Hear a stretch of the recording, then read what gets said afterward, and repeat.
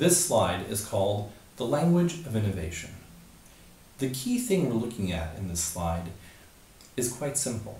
It's what keywords trigger the need for a project manager or for an associate in a company to initiate an innovation program. One of the things we've discovered in our research is that the language of innovation in most companies tends to be top-down. It's where someone on top says, hey, we need to innovate.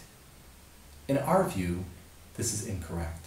Language of innovation has to come from the ground up. It has to come from outside the company, and it has to be driven by needs. The best example of what I mean by this focus on language of innovation comes from a story from General Electric under the tenure of Jack Welch. In one of the books he wrote about corporate development, he retold a story where he attended a factory party in upstate New York that was manufacturing fans. After Jack Welch spoke for about 20 minutes, a factory worker in the back of the room raised his hand. Jack looked at him, gave him the floor, and the man said, Mr. Welch, bear in mind, this is the CEO of a company that employs hundreds of thousands of people.